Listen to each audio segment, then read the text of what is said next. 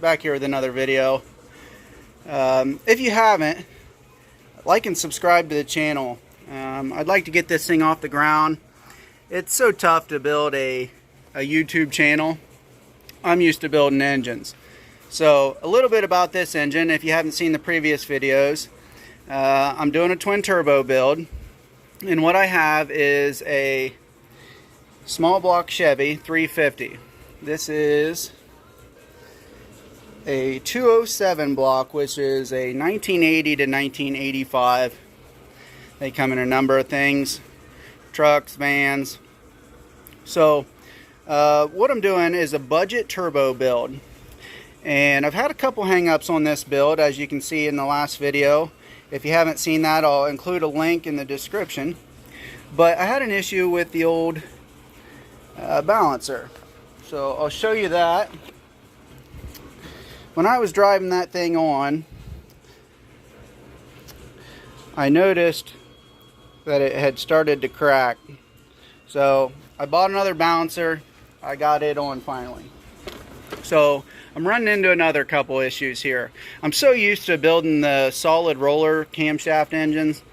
For instance, this purple engine's a 361 cubic inch. It has a 765 inch lift cam, street engine, big cam.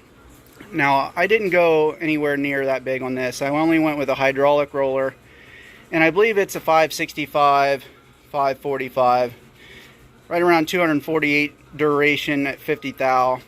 So what I realized is the stock push rod on these is a 7800, and I always go 100 long, especially with an aftermarket head.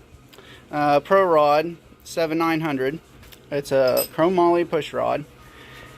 So here's what I ended up running into. My geometry's off, number one, and also I don't have any threads on the rocker stud. So what I did, I went ahead and ordered some new push rods, and I'm actually going to put an LS style rod in this thing. It's a 7400 chromoly rod, 080 wall, 5/16 push rod. And then on my rocker studs, I'm going to get, these are 1.5 inches above the hex, which is a factory rocker stud. I'm actually going to be running 2 inch above the hex. So waiting on those parts.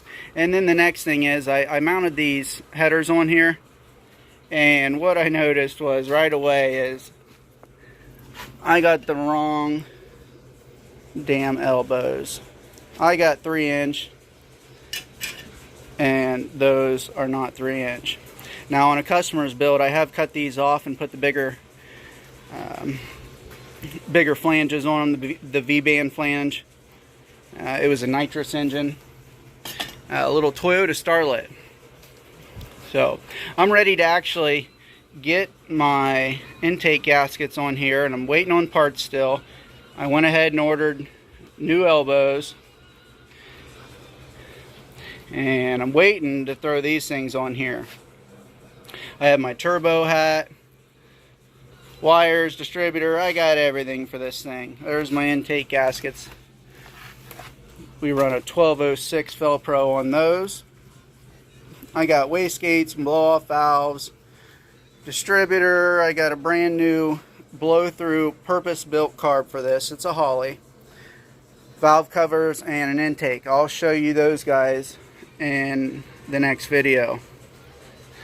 But here's where I'm at on this. I did also get my flex plate in and my flex plate bolts.